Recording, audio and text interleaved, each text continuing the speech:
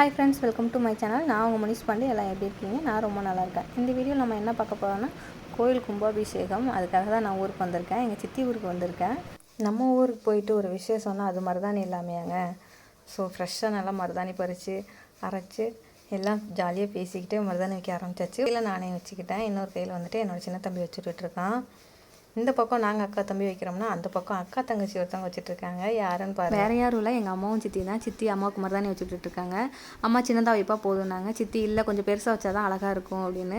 இது அக்கா தங்கச்சிக்கு ஒரு வாக்குவாதம். அக்கா தங்கச்சினாலே அப்படி தான் போல் அப்பப்போ குட்டி குட்டி சண்டை போட்டுப்பாங்க. இதை பார்க்கும்போது எனக்கும் என் தம்பிக்கும் செம்ம ஜாலியாக இருக்கும்.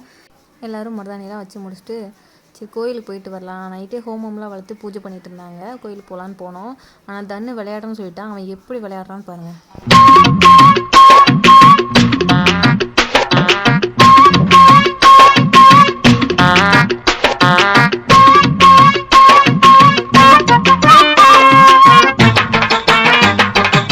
இது மறுநாள் காலையில் நாங்கள் ரெடியாக ஃபஸ்ட்டே வந்து நின்னாச்சு.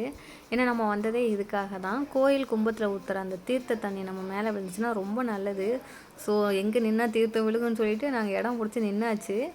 அதெல்லாம் முடிச்சுட்டு அன்றைக்கி ஈவினிங் வந்து குத்து விளக்கு பூஜை வச்சுருந்தாங்க. நான் ஃபஸ்ட் டைம் வந்து குத்து விளக்கு பூஜையில் கலந்துக்கிறேன். எனக்கு இது எப்படி பண்ணுறது எனக்கு தெரியலையேன்னு யோசிச்சுட்டு இருந்தேன். பட் அங்கே ஸ்டேஜில் எல்லாேருக்கும் தெரிகிற மாதிரி ஒருத்தவங்க குத்து விளக்கு வச்சு எப்படி பண்ணுறது என்னன்னு சொல்லிகிட்டே செஞ்சிட்டு இருந்தாங்க. நம்ம தெரியலனா அவங்களை பார்த்து பண்ணிக்கலாம், இல்லைன்னா அவங்க சொல்கிறத கேட்டு பண்ணிக்கலாம். எனக்கு ஆப்போசிட்லேயே தான் எங்கள் சித்தி உட்காந்துருந்தாங்க. இப்படி பண்ணு பாப்பா அப்படி பண்ணு பாப்பான்னு எங்கள் சித்தி சொல்லிகிட்டு இருந்தாங்க. ஸோ நான் அதை கேட்டு பண்ணேன். பக்கத்தில் இருக்கவங்களும் தெரியாத சொன்னாங்க. அப்புறம் போக போக அவங்க ஒவ்வொரு மந்திரமாக சொன்னாங்க. அதையும் நம்மளும் சேர்ந்து சொல்லிகிட்டே பண்ணணும். அது ரொம்ப நல்லா இருந்துச்சு. அப்படியே பாருங்கள்.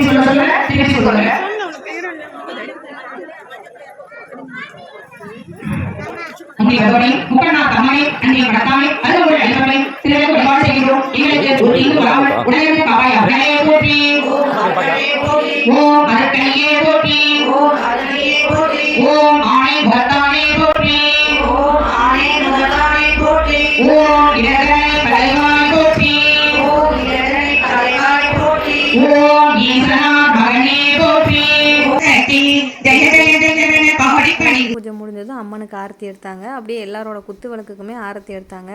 விளக்கு பூஜையை முடித்து எந்திரிக்கும் போது மன திருப்தியாக ரொம்ப ஹாப்பியாக இருந்துச்சுங்க. அப்புறம் மறுநாள் காலையில் நாங்கள் கம்மாய் குளிக்க போனோம்.